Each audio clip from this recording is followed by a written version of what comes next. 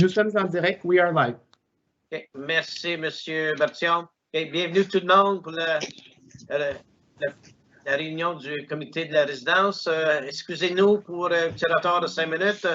M. Kirby va nous rejoindre dans très peu. OK. On va aller à l'ouverture de la réunion. Proposeur, papier, et M. Lafleur et appuyé de Mme Ashley. Merci beaucoup. All right. Mission, vision et valeur, M. Gorman.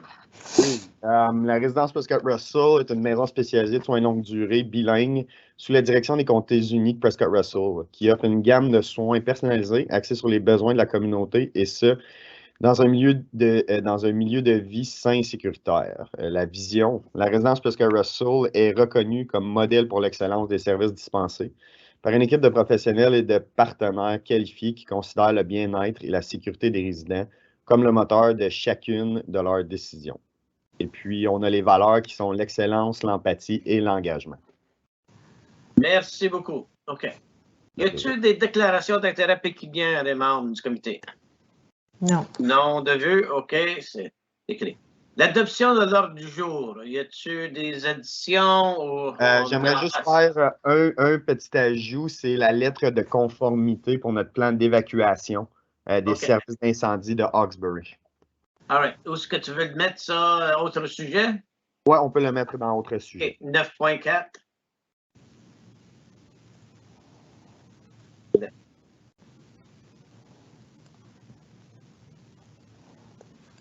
OK. D'abord, on commence l'agenda. Ça me prend le proposeur à Pierre. Proposer Madame Ashley, appuyé par M. Lafleur. Tous d'accord? Adopté. Là, on est l'item 5, 3 items, COVID-19, vaccination, mise à jour de l'éclosion et assouplement des mesures dans les maisons. Monsieur Gorman. Oui, on pourrait juste peut-être aller, c'est Olivier qui fait le partage, ou je peux faire le partage à lui si tu veux. C'est comme vous préférez, M. Gorman. OK, ben, je vais faire le partage d'écran sans problème. OK. OK. Donc, on va commencer avec la vaccination. Je vais juste vous faire une petite mise à jour là, en date du 18 février 2022.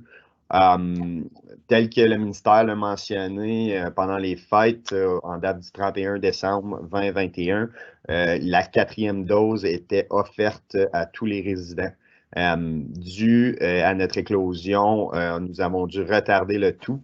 Donc, en date du 18 février, nous n'avions aucun résident qui avait 4 doses.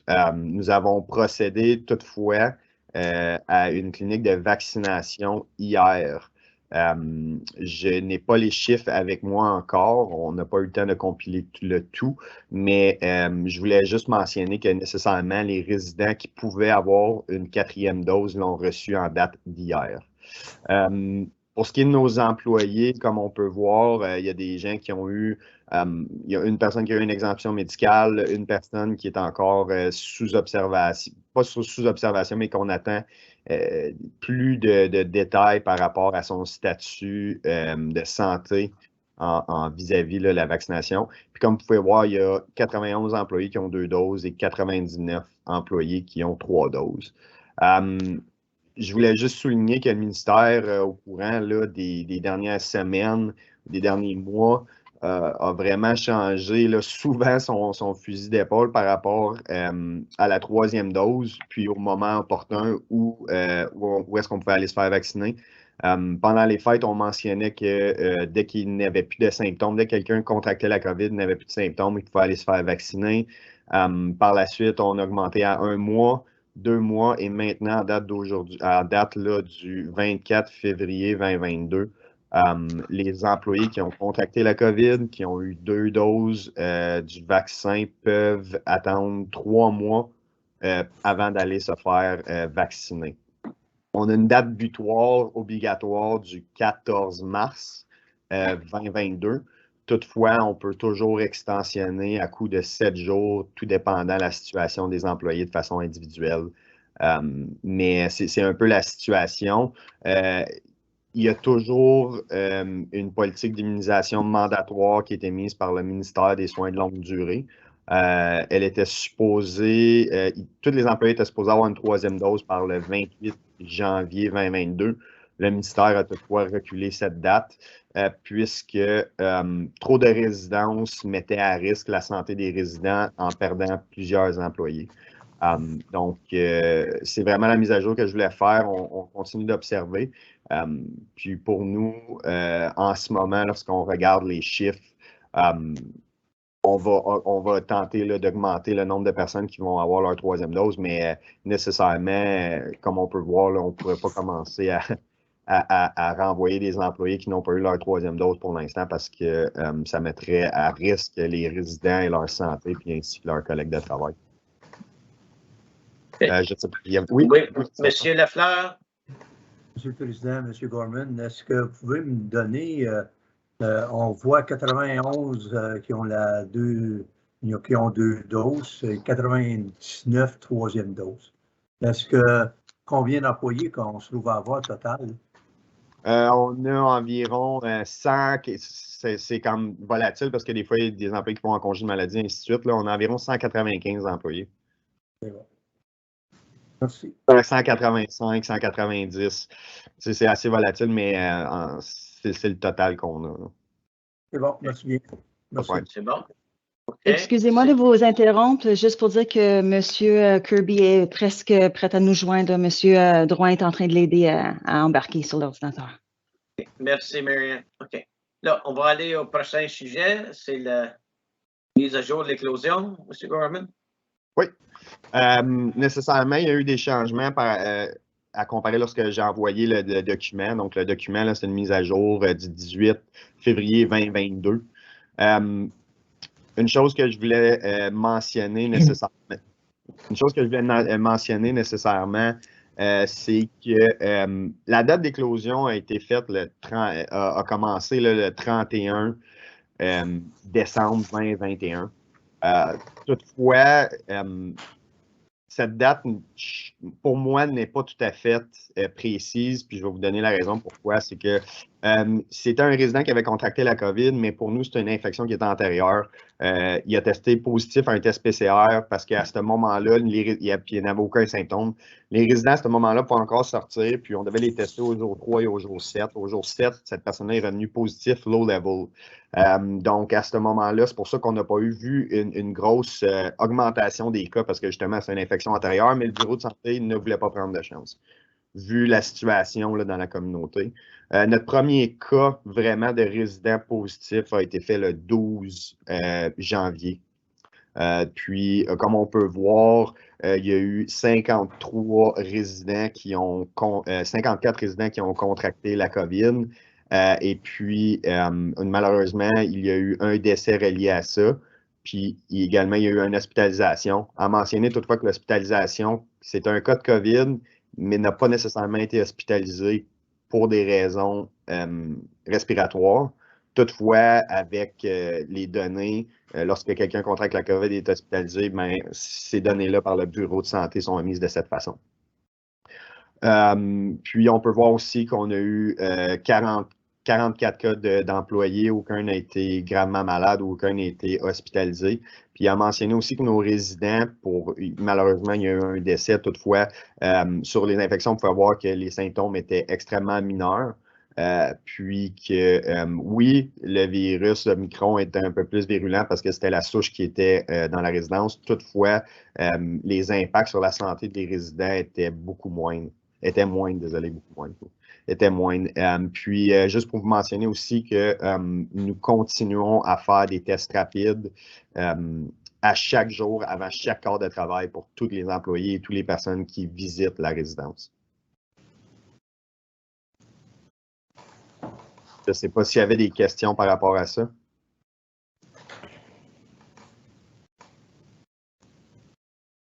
Okay, pas de problème. Je pense qu'Elvie, on peut passer à la prochaine page. Oui. Ouais. L'assouplissement. Je trouvais que c'était vraiment un bon résumé, puis c'est pour ça que je voulais vous l'envoyer, des assouplissements qui se sont faits là, par le ministère des Soins de longue durée pour nos résidents, puis ça, c'est des bonnes nouvelles pour nous. Maintenant, les résidents ont le droit d'avoir 3 visiteurs à la fois en main.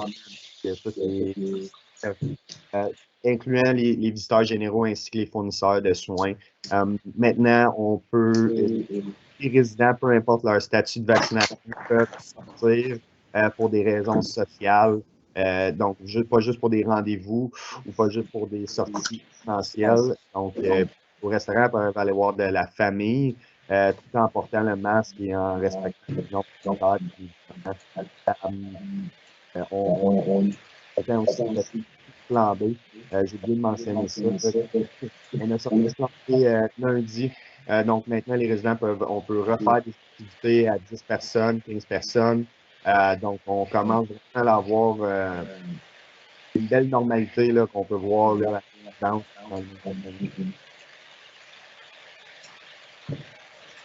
Je ne sais pas s'il y a quelqu'un qui a des questions par rapport à ça. Question, j'en vois pas, M. Gorman. OK. Mais je pense que c'est le sujet est clos pour COVID-19. OK. All right. D'abord, ça fait, on termine les points 5, là. On s'en va à 6. Exactement. Okay.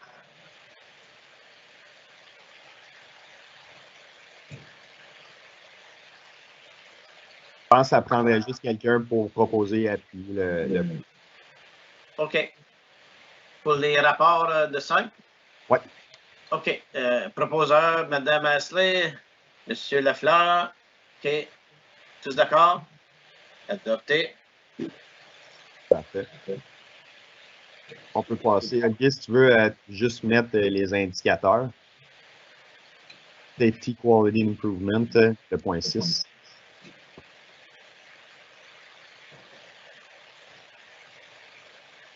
Sinon, c'est Marianne qui s'occupe de la diffusion, mais est-ce que Marianne est en mesure de le faire? Sinon, c'est pas un problème pour moi. Après, c'est là. Oui, c'est beau, merci beaucoup. OK. Comme on peut voir nécessairement pour l'année, on peut voir qu'on n'a pas eu beaucoup d'admissions pour le mois de novembre, nécessairement relié au fait qu'on avait quand même un nombre constant de résidents qui était 132 à la résidence. J'ai pas nécessairement autre chose à dire par rapport au mois de novembre ou en fait au mois de décembre, des facteurs de discharge et puis d'admission. On a recommencé, ce que je vais dire par contre, c'est qu'on a recommencé à faire des admissions. Puis, ce qui est très important pour nous, puis ce qui est très important pour la communauté aussi, on sait que les hôpitaux avaient beaucoup de difficultés avec justement un surnombre de personnes qui étaient en attente de maisons de soins de longue durée dans un hôpital. Donc, on est content qu'on puisse continuer à aider à ça parce que lorsqu'on est en éclosion, on ne peut pas procéder à des admissions. Je ne sais pas s'il y a des gens qui avaient des questions par rapport à ces tableaux. J'en vois pas, Alex. On peut passer au prochain point, s'il vous plaît, Marianne. OK. Donc, on peut voir ici que ce que j'aimerais mentionner, je sais, le nouveau conseil n'était pas au courant, donc je vais le mentionner. Le nouveau comité, on a eu la chance d'embaucher un nouveau médecin qui est Dr. McDonald. Dr. McDonald va nécessairement assurer la transition avec Dr. Maxwell, qui est en fin de carrière. Donc, on peut voir là, nécessairement que Dr. McDonald, en date du mois de novembre, a déjà maintenant là, 17 résidents sous sa charge. C'est une super bonne addition pour la résidence, puis pour assurer la qualité des soins à la résidence Prescott Russell. Au niveau des statistiques, je ne sais pas s'il y a des gens qui avaient des questions par rapport à ça pour le mois de novembre ou pour le mois de décembre. Donc, je vais laisser là, le comité là, me poser les questions s'il y a des questions par rapport justement aux chiffres qu'on voit. Okay. Quelques membres du comité, des questions? Non? OK, merci.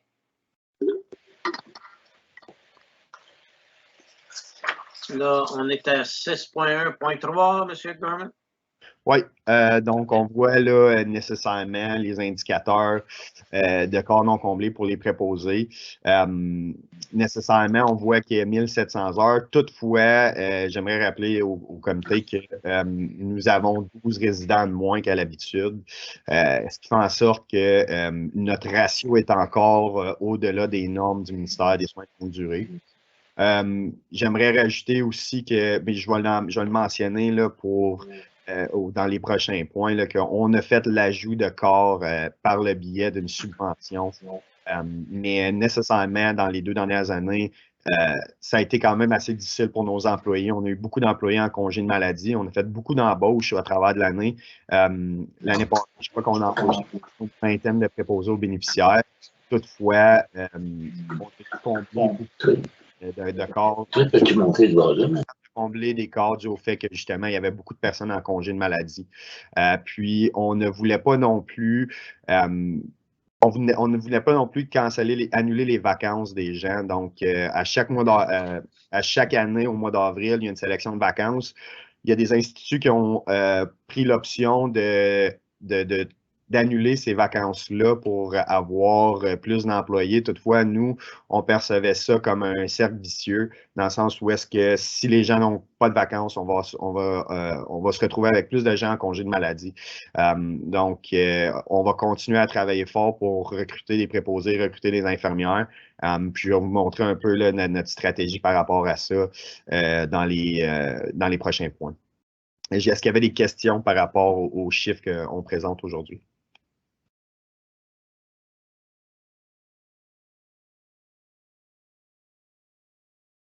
On va aller au prochain, M. Gorman. Oui, pas de problème. Je crois que... C'est le 6.2, compte rendu des comités. Oui, compte rendu des comités ici. Nécessairement, tous les comités qui ont été faits, c'est le comité des communications, la révision du plan d'évacuation, qui est en lien avec le point que j'ai rajouté, là, et puis le comité de santé et sécurité. On a abordé au niveau du comité de santé et sécurité les masques N95, nécessairement dû au fait que la directive numéro 5 exige les infirmières puis les préposés aux bénéficiaires ou toute personne qui donne des soins directs de porter un masque N95. Donc, on s'est assuré avec le comité de santé et sécurité qu'on avait amplement de stock, chose qui a été faite, que tout le monde avait été ajusté, puis qu'on avait un plan B dans l'éventualité où est-ce qu'on serait en rupture de masque N95. Sinon, pour le plan des pour le comité des communications, juste mentionner que nous allons procéder là, à des... nous avons engagé un photographe justement pour qu'il vienne prendre des nouvelles photos pour qu'on puisse l'afficher sur le site du LIN et c'est le nouveau site du ministère des Soins de longue durée. Comme ça, les gens vont pouvoir visiter de façon virtuelle la résidence. Donc, ça aussi, là, c'est quand même bénéfique. Puis je pense que ça va faciliter le choix ou la sélection des résidences pour les personnes là, qui sont dans ce processus-là. Donc, s'il y avait des questions par rapport aux minutes du comité, ça va me faire plaisir d'y répondre.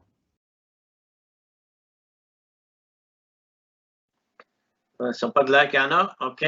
Là, ça fait ça. Numéro 7, il n'y en a pas. Numéro 8, il n'y en a pas. On va au sujet numéro 9. Oui. Il y en a trop. Oui, donc pour le sujet numéro 9.1 et 9.2, désolé, M. Saint-Amour, ça va juste prendre quelqu'un qui propose et qui appuie la 6. Oui, toutes les 6. Proposé par Mme Astley et puis M. Lafleur. OK. Tous d'accord? OK. Adopté. Parfait. Donc, pour le point 9, 9.1 et 9.2, le dernier comité m'a demandé de présenter ces statistiques-là, mais seulement au début et à la fin de l'année. Donc, je vous présente un peu le portrait de la résidence, le portrait de la liste d'attente pour ce qui est de la résidence Prescott Russell. Donc, comme qu'on peut voir majoritairement, Hawkesbury, il y a des gens de Hawkesbury, des gens de Champlain, Alfred Plantagenet. Et on peut voir aussi que notre pourcentage de personnes qui provient de l'extérieur des comtés unis de Prescott-Russell a augmenté. Si je ne me trompe pas, là, on était dans le 12% l'année passée, là, on est rendu à 15%. Puis on peut voir où est-ce que ces gens proviennent: Ottawa, La Chute, Perth, Pembroke, Burlington, Kenora et puis Cornwall. On avait discuté aussi, je sais que c'était un point qui chicotait un peu les maires dans le sens où est-ce que des gens qui n'étaient pas de la région avaient accès à des soins de longue durée dans la région de Prescott-Russell. Toutefois, M. Leroux, au préalable, m'avait demandé de vérifier pourquoi ces gens voulaient venir à la résidence Prescott-Russell. Majoritairement, ces gens-là viennent à la résidence parce que leur proche aidant est situé dans la région de Prescott-Russell et est proche de Hawkesbury. Donc, on a conclu que c'était quand même une bonne chose pour assurer la qualité des soins pour ces personnes-là. Puis, d'être proche de leur famille, c'est extrêmement important. Donc, c'est un peu le portrait là, de la liste d'attente. Puis, je ne sais pas s'il y a des questions par rapport à ça. Oui, M. Gordon. Ça, c'est juste ceux qui attendent. Ce n'est pas les résidents actuels aujourd'hui. Non, ce n'est pas les résidents actuels. Toutefois, la liste d'attente reflète souvent ce qui se passe dans la résidence. Donc, la liste d'attente va un jour être la résidence Prescott-Russell, à moins d'un changement majeur. Puis, je pense qu'on peut passer au prochain point. Ça va être quand même assez similaire, si je ne me trompe pas. Là. Donc, on peut voir qu'il y a quand même là, 11% de personnes qui viennent d'ailleurs. On a beaucoup de personnes qui viennent d'Hawkesbury. Puis ça, c'est surtout lié au fait que dans les derniers mois, l'hôpital général d'Hawkesbury a été priorisé sur les listes d'attente. Donc, habituellement, quelqu'un qui est dans la communauté en crisis va être priorisé pour une admission. Toutefois, vu la situation dans les hôpitaux où est-ce qu'il y avait beaucoup de patients qui étaient en attente de maison de soins de longue durée, le LHIN de Champlain a priorisé ces gens-là, majoritairement qui étaient de Hawkesbury. Donc, c'est pour ça qu'on peut voir vraiment là, quand même assez une bonne différence entre d'où est-ce que les personnes viennent dans les régions, d'où est-ce que les personnes viennent. Donc, je ne sais pas s'il y avait des questions par rapport à ça. Oui. Merci beaucoup. Pour la liste d'attente, ça, c'est vraiment des décisions qui sont faites par le LHIN, n'est-ce pas? Oui, exactement. La résidence a aucun contrôle sur les listes d'attente. OK. Merci. Pas de problème. Es-tu d'autres choses, M. Lafleur? Monsieur le Président, M. Gorman, vous dites dans votre deuxième graphique, lits de libre, vous en avez 11% à l'heure actuelle? Oui, c'est à l'heure actuelle. C'était 1 janvier. Oui, c'est ça. C'est en raison malheureusement, on a eu des décès à la résidence, pas reliés au COVID, mais puisqu'on était en éclosion, on ne pouvait pas procéder à des admissions.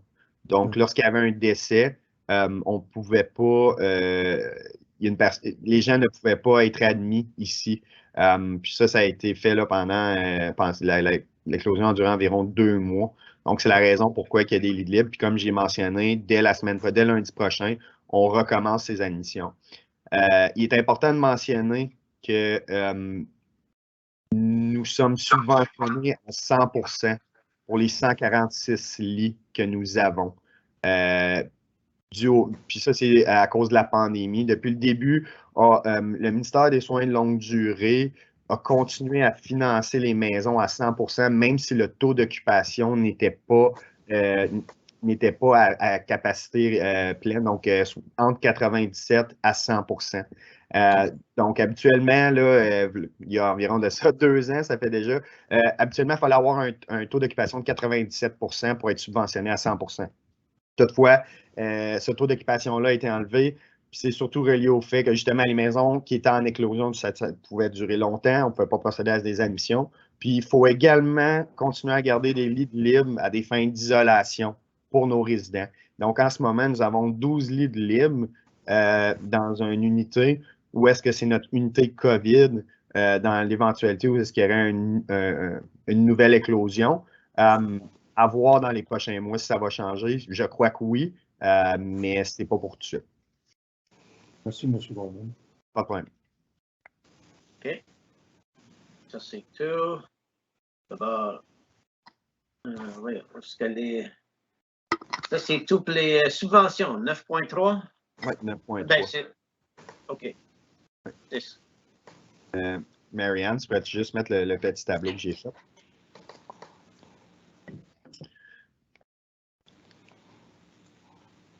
J'ai fait un tableau assez simple, juste pour vous montrer là, un peu pourquoi on a fait des augmentations d'équivalent temps plein, puis où est-ce qu'on a mis l'argent dans nos subventions. On a 2 subventions qui sont vraiment majoritaires pour les maisons de soins de longue durée en temps de pandémie. On a le containment funding qu'on appelle, qu'on reçoit à chaque trimestre pour justement nous aider à combattre les éclosions, nous aider à combattre la COVID en embauchant plus d'employés, en offrant des primes, ainsi de suite. Pour nous, on a décidé, en utilisant le containment funding, nous avons augmenté nos infirmières auxiliaires de 3 $ de l'heure. La raison pour ça, c'est que le ministère des Soins de longue durée offrait cette prime-là aux préposés aux bénéficiaires depuis le début de la pandémie.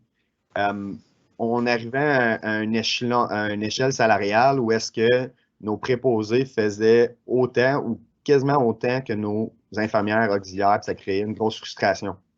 Donc, c'est pour ça qu'on a pris la décision d'utiliser cet argent-là pour augmenter ces infirmières-là, pour avoir justement un meilleur écart salarial entre nos infirmières auxiliaires et nos préposés aux bénéficiaires.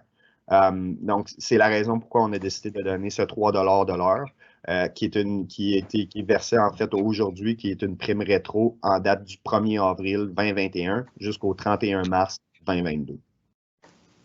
La deuxième subvention, c'est une subvention qui a été créée pour augmenter nos heures et nos équivalents temps plein, les heures qu'on donne, qu'on offre par résident. Donc, par 2025, on doit atteindre 4 heures de soins par résident par jour. Nous sommes présentement nous étions à 3,6 et nous avons augmenté à environ 3,8, 3,9. Donc, nous sommes pratiquement à 4 heures de soins par résident par jour. Et puis, je vous ai juste fait un petit détail de où est-ce qu'on a augmenté nos équivalents temps plein. Donc, on peut voir qu'on a augmenté de 2,4 pour nos préposés aux bénéficiaires. Majoritairement, on a créé des nouveaux postes, donc des nouveaux postes de 24 heures. Si je ne me trompe pas, on a créé 3 nouveaux postes pour ces préposés. Donc, nous permet une meilleure embauche. Puis, on a augmenté nos infirmières auxiliaires de 2,6. Ce qu'on a fait, c'est qu'on a ajouté des heures à des corps de travail déjà existants. On a fait une restructuration. Puis on a fait en sorte que lorsqu'on choisissait un poste pour une infirmière auxiliaire, que ce poste-là était pour être de jour, de soir ou de nuit. En ce moment, on avait des postes d'infirmière auxiliaire où est-ce qu'on avait des postes de jour, mais les postes de soir pouvaient seulement avoir des postes de nuit ou des corps de nuit dans les postes de soir. Donc, vraiment, là, on a fait de façon distincte, ce qui crée un horaire plus stable, puis ce qui était apprécié par nos infirmières. Donc, lorsqu'on est une infirmière qui a un poste de soir, on ne fera pas de corps de nuit. Donc, c'est un peu ça, là, notre but en faisant ça. Puis, on a également ajouté ce qu'on appelle un floater. Donc, souvent, on pouvait arriver, puis une infirmière pouvait appeler malade. Donc là, on se retrouvait short d'une infirmière pour une unité. Donc, l'autre infirmière devait prendre en charge nécessairement les 2 côtés, 2 unités. À ce moment-ci, avec le floater, cette personne-là, si tout est complet, va pouvoir travailler sur les plans de soins, va pouvoir s'assurer qu'on est conforme pour la stérilisation des équipements, et ainsi de suite. Puis dans le cas où est-ce qu'il y a quelqu'un qui n'est pas là ou qui appelle malade, bien, il va pouvoir aller sur le plancher. Donc, sans qu'on ait besoin de faire du remplacement immédiatement. Donc, c'est pour ça qu'on a fait ça. Puis, on a fait l'ajout d'une travailleuse sociale. Puis, on a fait l'ajout également d'heures pour assistant physio. Travailleur social, c'était surtout aussi pour aider les familles et les résidents lorsqu'ils arrivent à la résidence. C'est souvent difficile à accepter. Il y a souvent une période d'acceptation. Donc, on trouvait qu'une travailleuse sociale pourrait aider avec ceci, avec ce problème-là, pouvait justement là, améliorer la qualité des soins qu'on offre ici. Puis, c'était une suggestion également d'Agrément Canada. Important, très important de mentionner que ces ajouts-là n'affectent aucunement la contribution des comptes unis. C'est complètement subventionné par le ministère des Soins de longue durée. C'est bon. Merci beaucoup. Y a-t-il des questions là-dessus, les membres du comité? Non. D'abord, on va aller à l'ajout. C'est le 9.4, la lettre conformité, c'est ça? Oui, exactement. Je voulais juste... Je vais vous la montrer juste ici. Je vais faire le partage d'écran. Donc, c'est juste pour vous mentionner qu'après justement la rencontre pour le plan de sécurité, puis on est trouvé conforme par M. Sébastien Greff, qui est assistant chef pompier pour le département d'incendie d'Hawkesbury. Donc, ça, c'est quelque chose qu'il faut qu'on fasse à chaque année. Puis, je voulais juste mentionner aux participants du comité que le tout a été fait et qu'on est conforme. OK, c'est bon, merci. OK, pas de questions là-dessus. D'abord, OK, c'est bon. C'est tout pour les items numéro 9. Il n'y a pas de résolution là-dessus. OK. Pas de huis clos. D'abord, on est rendu à la prochaine réunion qui va être le 28 avril. Et puis, je crois que je ne prends pas de risque. Ça va être tenu dans l'office du président. En présentiel. On va présentiel. On s'exprime à M. Kirby, puis on va vraiment espérer qu'on va pouvoir procéder à la réunion en personne. Oui. OK. Bon, c'est bon. D'abord, je vais demander aux membres du comité de l'ajournement proposé par M. Kirby et puis par Mme Ashley. Tous d'accord? Et on est terminé. OK. Merci beaucoup tout le monde. Et bonne journée, là. Merci, bonne journée. Bonne journée à tout le monde.